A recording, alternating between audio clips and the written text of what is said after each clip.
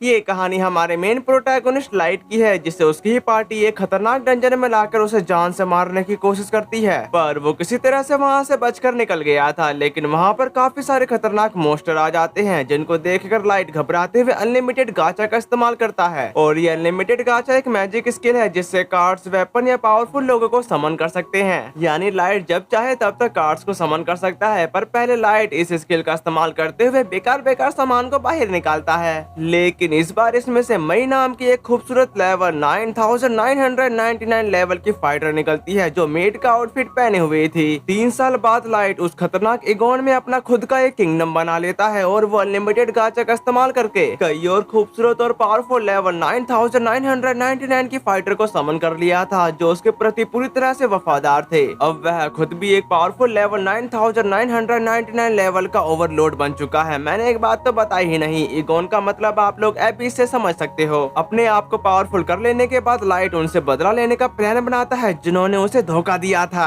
और एक बात क्लियर कर दूं कि मेरी थोड़ी तबीयत खराब हो रही है, जिसकी वजह से वीडियो भी लेट हो रही है और मेरी आवाज भी थोड़ी बेकार है। एपिसोड 1 की शुरुआत में लाइट कह रहा था, शुरुआत में तो कुछ भी नहीं था, पर दुनिया एक डार्क टेम्पेस्ट थी, और जब तक गोडेस इस पर लाइट डालती है, साथ ही वहाँ एक ऐसे कॉन्टिनेंट को जन्म दिया जहाँ पर विभिन्न रेस का जन्म हुआ। और वो 9 रेस कुछ इस प्रकार से है: ड्रैगन्स, एल्फ, ओनिफोल्क, डुओब्स, डिमोनिक, डार्क एल्फ, स्टैट और बीस्ट फोल्क, और आखिर में इंसान, जो मुझे पसंद करते हैं। इसके बाद हम लाइट के टाउन का सीन देखते हैं, जहाँ पर वो अपनी फैमिली से अलविदा लेते हुए कहता है कि सबसे पहले मैं एक ग्रेट एडवेंचरर बनूंगा, और फिर मैं ऐसा करूंगा कि हम सब आराम से रह सकें। इसी के साथ यहाँ सीन शिफ्ट होकर एक सिटी की तरफ आ गया था, जहाँ पर काफी सारे लोग अपने अपने काम पर जा रहे, और कुछ तो एडवेंचरर गिल्ड में अपना नया मिशन लेने के लिए जा रहे होते हैं। उन्हीं की भीड़ में फंसा हुआ लाइट उसी वक्त वहाँ पर बीस्ट फोल्क हाथे के साथ चिल्लाते हुए कहता है, क्या तुम मरना चाहते हो? इंसानों को रास्ते से दूर रहना चाहिए। तभी यहाँ से एडवेंचरर गिल्ड की तरफ आ गया था, जहाँ पर अब लाइट की बारी आ गई थी। वहाँ पर वो लड़की लाइट का नाम लिखते हुए पूछती है, क्या तुम पहली बार रजिस्ट्रेशन करा रहे हो? जिस बात पर लाइट एग्री करते हुए बताता है, तुमने ठीक कहा। इसलिए वो लड़की उसका रैंक F दे देती है। उसी वक्त वो लड़की उसके गिफ्ट के बारे में पूछती है। इस पर लाइट बताता कि मेरे पास अनलिमिटेड गाचा है, चलो मैं तुम्हें करके दिखाता हूँ। फिर लाइट अपना अनलिमिटेड गाचा को समन करते हुए कहा, मैं बस अपना गाचा यहाँ रोल कर रहा हूँ। जिसको करने के बाद उसमें से एक कार्ड बाहर आता है। जब उसने उसको रिलीज किया तो उसमें से मुड़ा हुआ कांटा बाहर निकलता है। अब ये देखकर लाइट के होश उड़ चुके थे, उसको इस पर विश्वास नहीं हो रहा था, इसलिए लाइट कई सारी चीजों को समन करता है, लेकिन वो सारी बेकार की चीजें थी। जो देखकर वो लड़की बताती है, एक मुड़ा हुआ कांटा, एक सड़ा हुआ सेब और कुछ में तो फफूंदी लगी हुई है। लेकिन लाइट को समझ में नहीं आ रहा था कि यहाँ पर ये क्या हो रहा है, पहले तो ऐसा कभी नहीं हुआ। जबकि दूसरी तरफ वो लड़की उसका F रैंक कार्ड थमा देती है, क्योंकि यही इसके लिए सबसे बढ़िया था। जिसको लेने के बाद लाइट सवाल करता है, क्या ऐसी कोई जॉब है जिसे मैं तुरंत कर सकता हूँ? जिस पर वो सोचते हुए बताती कि मुझे लगता है कि सबसे आसान अवेलेबल जॉब उस बुलेटिन बोर्ड पर पोस्ट की गई है। उसकी इस बात पर लाइट पूरी तरह से एग्री था। जो सब जानने के बाद वो लड़की बताती कि ये आंकड़ा हम इंसानों में कम लिटरेसी रेट को देखते हुए है। उस मामले में वहाँ हमेशा फायरवुड इकट्ठा करना और मिट्टी ढोने और घास काटने का काम चलता रहता है। क्या तुम इसमें इंटरेस्टेड हो? हालांकि इसमें पैसे काफी कम है, लेकिन लाइट इसे करने के लिए खुशी खुशी मान गया था। जिसके बाद वो कड़ी मेहनत करने में लग जाता है, जहाँ उसने पत्थर ढोए, फायरवुड इकट्ठा किया और मिट्टी खोदने का काम भी किया,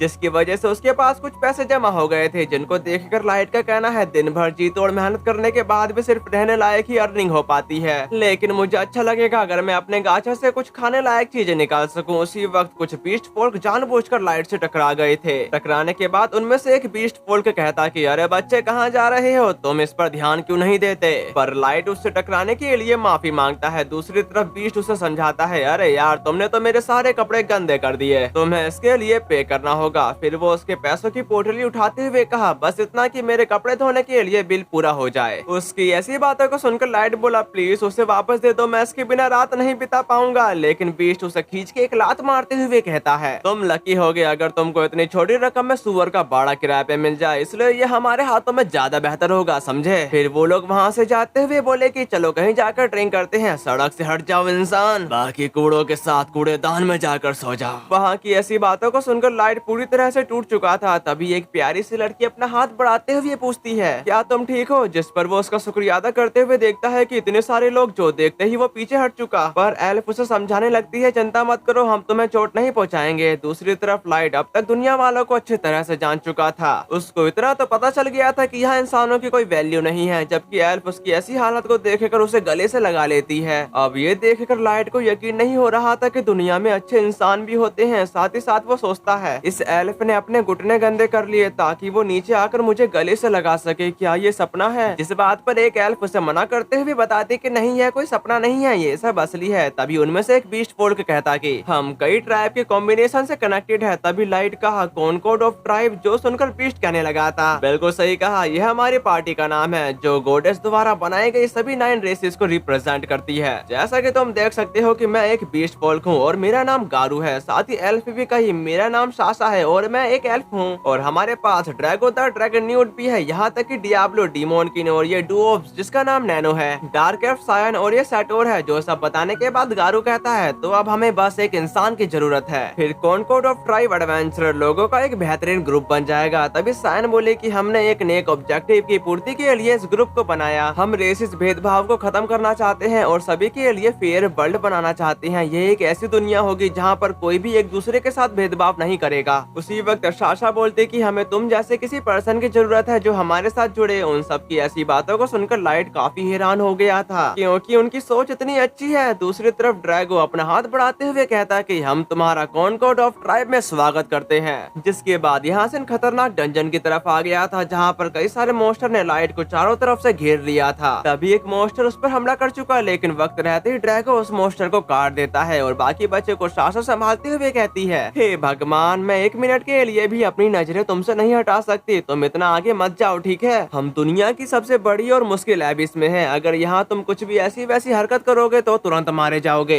इसके लिए लाइट उसका शुक्रिया अदा करता है। जो सुनकर साशा उसके गाल पर अपना हाथ धरते हुए बोली चलो मैं देख लूं कि कहीं तुम्हें चोट तो नहीं लगी। उसको लाइट को ऐसे ट्रीट करता देखकर गारू आते के साथ बताता कि वह फिर से लाइट को सहलाने लगी। क्या यह स्वीट नहीं है? इस पे सायन भी कही साशा लाइट के सामने खुद को रोक नहीं पाती, जिसकी वजह से सारा का सारा खून उसके गालों पर लग जाता है। उन सब की ऐसी बातों को सुनकर साशा चिढ़ते हुए कह रही थी तुम सबने गलत समझा, बस मैं लाइट के बारे में थोड़ी परेशान थी। मैं नहीं चाहती कि एक मेंबर को खोने की वजह से कॉनकॉर्ड ऑफ ट्राइब की इमेज खराब हो जाए। जिसके बाद ड्रैगो लाइट के पास आते हुए कहता है इसे बर्बाद मत करो, मुझे वह चाय काफी पसंद है जो तुम हमारे लिए बनाते हो। तुम हमारे लिए पहले ही काफी कुछ कर चुके हो, चलो आगे बढ़ते रहो, हमारे सामने एक लंबा रास्ता है। उन सब की ऐसी बातों को सुनकर लाइट का भरोसा पहले से भी ज्यादा बढ़ चुका था। इस बार उन्होंने लाइट को बीच में रखा था ताकि वो फिर से घायल न हो जाए। इसके बाद वो लोग एक जगह पर आकर रुक चुके थे जहाँ पर गारू का कहना है ऐसा लगता है कि अंदर और बाहर जाने का यही एकमात्र रास्ता है। उसकी इस बात पर ड्रैगो एग्री करते हुए बताता कि ठीक है तो यह एक अच्छी जगह होगी, पर वहाँ पर उन लोगों के चेहरे को देखकर मेरे को ठीक नहीं लग रहा था। लेकिन इन बातों से अनजान लाइट कहता कि लगता है ब्रेक का समय हो गया है, मैं चाय तैयार करता हूँ। दूसरी तरफ वो चाय तैयार ही कर रहा था।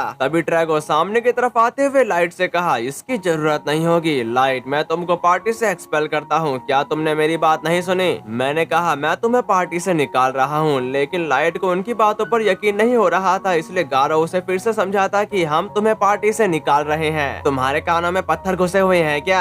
जो सुनकर लाइट परेशान होकर इसका रीजन पूछता है। इस पे गारो बताता है क्या ये क्लियर नहीं है क्योंकि अब तुम हमारे लिए बेकार हो, इसे समझना कितना ही मुश्किल हो सकता है। साथ ही साथ साशा अपना रवैया बदलते हुए कहती कि यह बच्चा कितना पागल है कि मैं ही पागल हो चुकी हूँ। जिस पर सायन भी बोली मैं यह नहीं कह सकती लाइट की डिस्क्वालिफिकेशन ट्रेन सेल्स की कमी के कारण है या नहीं, या सिर्फ ये इंसानों की खासियत है। उनकी ऐसी बातों को सुनकर नैनो कहता है शुक्र है आखिरकार हम इस बेकार और कमजोर इंसान से छुटकारा पा सकते हैं। ऐसी ही बात वहाँ पर ये लोग कहने लगे थे इंसान कल की तरह बदबूदार हो रहे हैं। मैं उसके आसपास भी सांस बड़ी मुश्किल से ले पा रहा था, जबकि लाइट उन लोगों से कहता कि क्या ये कोई मजाक है या यह एक प्रैंक है। उसकी इस बात का जवाब देते हुए साशा बताते कि क्या तुमको लगता है कि हमारे पास इतना खाली समय है कि हम यहाँ तक आकर प्रैंक करेंगे? अब ये सुनकर लाइट पूछता है मुझे समझ में नहीं आ रहा क्योंकि तुम पहले तो मेरे साथ कितने अच्छे थे। उसके इस सवाल का जवाब गारू देता है हम तो नाटक कर रहे थे बेवकूफ, क्योंकि हम तुमको अपनी पार्टी में शामिल करना चाहते थे।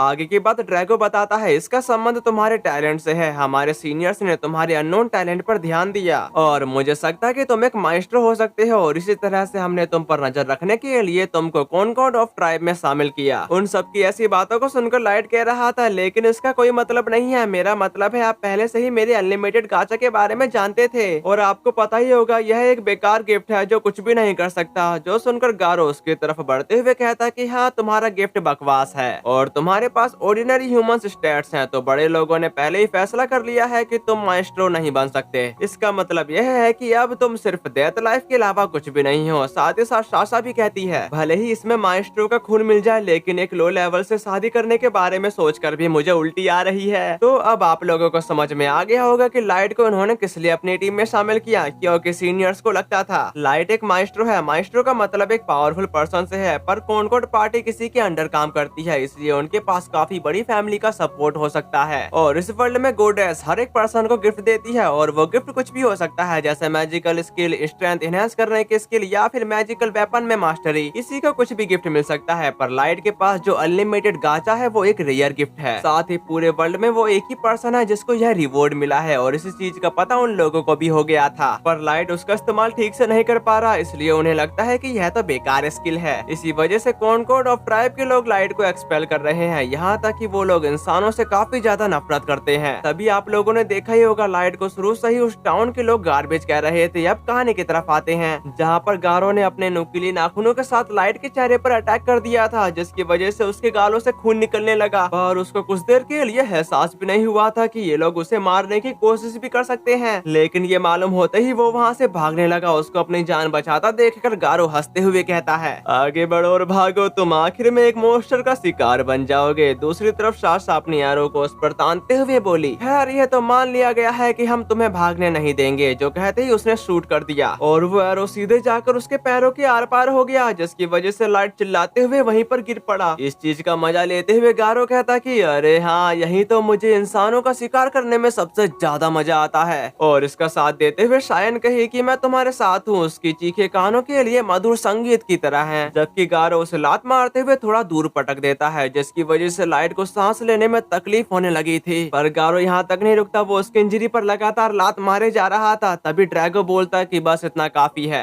लेकिन गारो ये मानने के लिए तैयार नहीं था, क्योंकि अभी तो मजा आना शुरू हुआ है। गारो की ऐसी बातों को सुनकर साशा बताती है, हम पहले से ही इस बात से सहमत हो चुके हैं कि कवर स्टोरी यह होनी चाहिए कि वह एक सरप्राइजिंग मॉन्स्टर अटैक में मारा गया, इसलिए उसे चोट पहुंचाना बंद करो। ये बात सुनकर गारो का कहना है, हाँ हाँ जो भी तुम कहो, तुमने एक बकवास चीज के लिए काफी मजेदार शो पेश किया, तो मैं एक सॉलिड काम करूंगा और तुम्हें जल्दी से मार डालूंगा। उसकी ऐसी बातों को सुनकर लाइट कैसे भी करके वहाँ से रेंगते हुए अपनी जान बचाकर भागने लगा। बेसिकली सबको अपनी जान प्यारी होती है, और वो दर्द सहते हुए कहता कि नहीं प्लीज नहीं, मैं मरना नहीं चाहता, मैं जिंदा रहना चाहता हूँ, मुझे जिंदा छोड़ दो, मैं ये बात किसी को भी नहीं बताऊंगा, एकदम चुप रहूंगा, प्लीज मुझे जाने दो।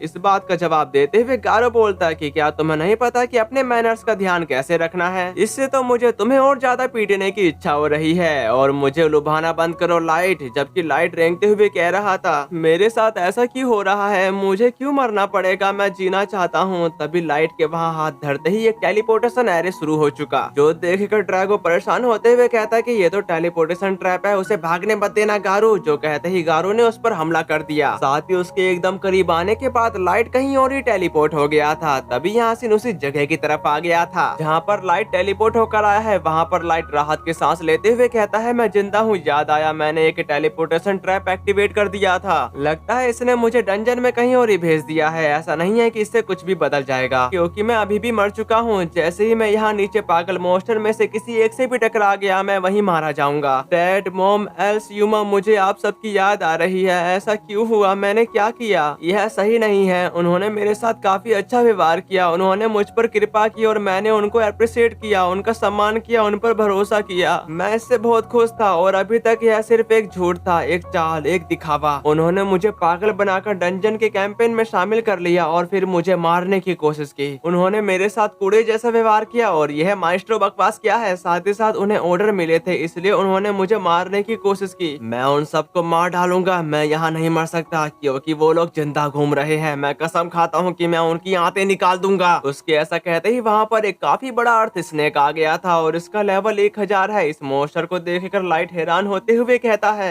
यह ऐसे कैसे पॉसिबल है? यह तो उस तरह का मॉन्स्टर है जिसे मैं फेरी टेल में ही सुनता हुआ आया हूँ। अरे बाप रे, लगता है कि मैं अभी इसके सबसे गहरे पार्ट में टेलीपोर्ट हो गया हूँ। जिसके बाद अर्थ स्नेक धीरे धीरे लाइट की तरफ बढ़ना शुरू कर देता है, जो देखकर लाइट भी धीरे धीरे पीछे हटते हुए कहता है कि मैं अभी यहाँ नहीं मर सकता, लेकिन मैं इस चीज से फाइट करूँ भी तो कैसे करूँ? अभी मेरे पास केवल मेरा गिफ्ट है, अनलिमिटेड गाचा, जिसको क्रिएट करते हुए वो उसे लगातार दबाते हुए कहा कि मैं अपनी फैमिली को दोबारा नहीं देख पाऊंगा। मुझे इस हेल में कचरे की तरह फेंक दिया, मैं उन दरिंदों से बदला इस तरह तो कभी नहीं ले पाऊंगा। इसी के साथ वहाँ पर एक खूब बड़ा एरे क्रिएट होते हुए यहाँ तक कि उसके अनलिमिटेड गाचा में कुछ होने लगता है। दूसरी तरफ अर्थ स्नेक ने लाइट पर अटैक कर दिया था, जबकि गाचा में से एक कार्ड अपेयर होते हुए उसमें से एक आवाज आती है, मेरे मास्टर को धमकी देने वाले किसी भी बंदे पर मुझे कोई दया नहीं है, यहाँ तक कि इस तरह के छोटे पिल्ले के लिए भी नहीं। इसी के साथ वहाँ पर एक मेड समन हो चुकी थी, जिसके आने से ही वो अर्थ स्नेक मारा गया। उस बंदी को अपने सामने देखकर लाइट काफी हैरान हो चुका था, जबकि वो मेड अपने एक ही हाथ के इशारे से अर्थ स्नेक को धूल में मिलाते हुए उस जगह को साफ कर देती है। जो सब करने के बाद वो लाइट के करीब आते हुए झुक जाती है। साथ ही साथ ये लड़की काफी ज्यादा खूबसूरत थी, यहाँ तक कि वो मेड अपनी हीलिंग पावर से साथ ही वो उसे पूरी तरह से ठीक कर देती है। जो सब करने के बाद वो उसको बताने लगी, मैं तहे दिल से माफी मांगती हूँ, मैं तुम्हारे सुंदर चेहरे और सुंदर जैसी मोटी स्किन जो ऐसे भयानक इंजरी से पीड़ित देख नहीं सकती थी, इस तरह मैंने तुम्हारी देखभाल का दायित्व अपने ऊपर ले लिया। जबकि लाइट अपने इंजरी को देख कर कह रहा था, वाह अब मुझे कोई चोट नहीं लगी है, रुको कैसे मेरा सारा दर्द खत्म हो गया। तभी मेड बताती है, मास्टर क्या आप मुझे उस मधुर आवाज में अपना नाम सुनने का सम्मान प्रदान करेंगे। पहले तो लाइट काफी हैरान था, क्योंकि ये सुंदरी उसे मास्टर कह रही है, पर उसे लगता है कि मेरे कान खराब हो गए हैं। पर वो अपनी मधुर आवाज में अपना नाम लाइट बताता है। उसका नाम सुनते ही मेड मास्टर लाइट बार बार कहते हुए बताती कि ये नाम कानों को काफी शानदार और हेवनली लगता है। मेड के सम्मान कोड के अनुसार मैं अपने मास्टर के प्रति ड्यूटी बॉन्ड हूँ, मैं उनकी सेवा में अपनी पूरी लाइफ बिताऊंगी, उनकी मौत तक समर्पित रहूंगी। इस तरह मास्टर लाइट मैं आपके प्रति पूर्ण निष्ठा की प्रतिज्ञा करती हूँ। उसकी ऐसी बातों को सुनकर लाइट को झटके पे झटके लगे जा रहे थे, पर वो उससे पूछता कि ये सब तो ठीक है, लेकिन तुम असल में हो कौन। उसके इस सवाल का जवाब देते हुए मेड बताते कि मास्टर लाइट क्या मैं अपना नाम बोलने की परमिशन मांग सकती हूँ। मेरा लेवल 9999 है, मुझे मई द एवर सीकिंग मेड के नाम से जाना जाता है और मैं एक सुपर अल्ट्रा रेयर कार्ड हूँ जो आपके अनलिमिटेड गाचा में से आई हूँ। उसकी इस बात पर लाइट को यकीन नहीं हो रहा था। जो सुनकर मई समझाते कि आसमान में पंख से पंख मिलाकर उड़ने वाले पंछियों की तरह, जमीन पर ब्रांच से लिपटे हाथों की तरह मैं ग्रेव के पार भी आपसे बंधी रहूंगी। ये बात सुनकर लाइट कहता है, यह इम्पॉसिबल है, मेरा मतलब मेरा अनलिमिटेड गाचा बेकार है, ऐसा कोई तरीका नहीं है कि तुम जैसे इनक्रेडिबल पर्सन इससे बाहर आ सके। मिस उसकी इस बात का जवाब देते हुए मई बताती कि मैं तो बस एक मेड हूँ, मास्टर प्लीज मुझे मई कह के पुकारे, आपसे मैं विनती करती हूँ। अब ये सुनकर लाइट उसका नाम ले लेता है, जिसको सुनते हुए मई काफी खुश होने के साथ कहती है, जब मैं यह कह रही थी तो क्या आप मेरी एक और रिक्वेस्ट एक्सेप्ट करोगे? क्या मुझे अपनी अप्रेजल एबिलिटी का इस्तेमाल करने की परमिशन मिल सकती है आपके अनलिमिटेड गाचा के बारे की डिटेल की जांच करने के लिए? उसकी अप्रेजल स्किल के नाम सुनकर लाइट काफी हैरान हो गया था, क्योंकि उसको इतना बढ़िया गिफ्ट मिला है। इसमें मैं बताती कि सच कहूँ तो यह मेरी इनेट स्किल में से एक है, इसलिए यह नामुमकिन है कि आपका गिफ्ट बेकार है, तो मैं अब इसको एश्योर करना चाहती हूँ। जिसके बाद वो उसको अप्रेज करते हुए बताती कि यह काफी शानदार है मास्टर लाइट, आपकी एबिलिटी कोनिशिया के एक हैवी लेयर के नीचे छुपी हुई है। जो पर्सन मेरे लेवल का नहीं है उसके लिए यह डिटेल देख पाना भी इम्पॉसिबल है। मास्टर लाइट आपका अनलिमिटेड गाचा बेकार से काफी दूर है, आपका गिफ्ट अनलिमिटेड बार रोल किया जा सकता है। इसके द्वारा प्रोड्यूस कार्ड की पॉसिबिलिटीज और रेयरिटीज सराउंडिंग के माना डेंसिटी के बिहार पर अलग अलग होती है। ऊपर से शुरू होने वाली रेयरिटीज हैं ultra super ultra rare S